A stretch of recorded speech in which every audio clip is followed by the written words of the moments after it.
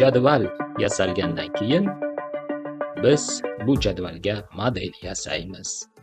Modelni yasash uchun make model buyrug'i beriladi. Demak, PHP artisan make model va nomi post. Sizlaringizda bo'lsa jadvalimiz posts esi bor oxirida, bu ko'pgina xabarlar. Model bitta xabarni ifoda etadi, shuning uchun post deya turyapti. Enter. Natijada maxsus app models papkada post php fayli yaratildi. Uni ko'ramiz desak, mana app papkasining models postini ochsak, mana bu post klassi, demak bizning jadvalimiz modeli. Jadval modelimiz tayyor bo'lgandan keyin jadvalimizni tasodifiy ma'lumotlar bilan to'ldiramiz. Konsolga o'tib, mana buyrug'i PHP artisan make factory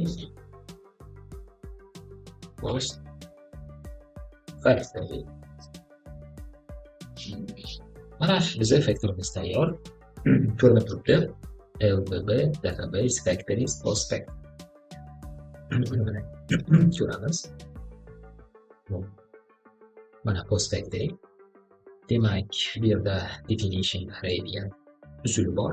Qanday qilib qaytaradi shuni biz to'ldirishimiz kerak. Demak, to'ldirish uchun mana bu yerda bizda ikkita o'zi maydon bor. Title degan maydonimiz bor. Buni to'ldirish uchun buyruq beramiz. Figure. Mayli. Hazilkash degan xizmatni chaqiramiz. Factoryni. Va bu bizga ixtiyoriy jumlalar beradi. Xo'p, endi bitta content maydonimiz bor.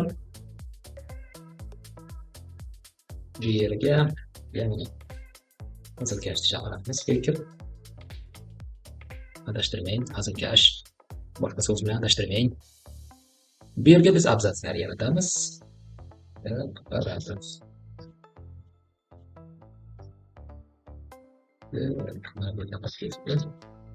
Oltmishta so'zdan iborat.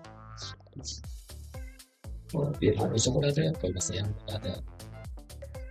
Xo'p, endi buni ishga tushirish uchun bizda yana ajoyib imkoniyat mavjud. Bu tinker.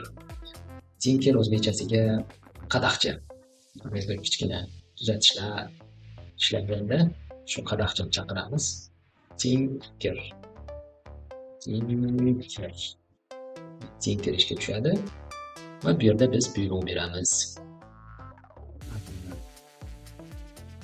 App degan namespace, models namespace, nomlar fazosi.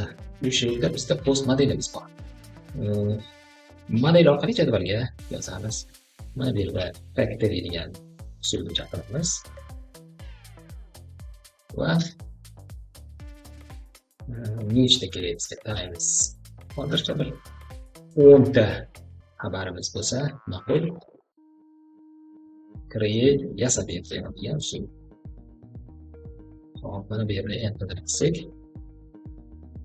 demak bizga mana ko'ryapsiz 10 ta xabar yasab berdi.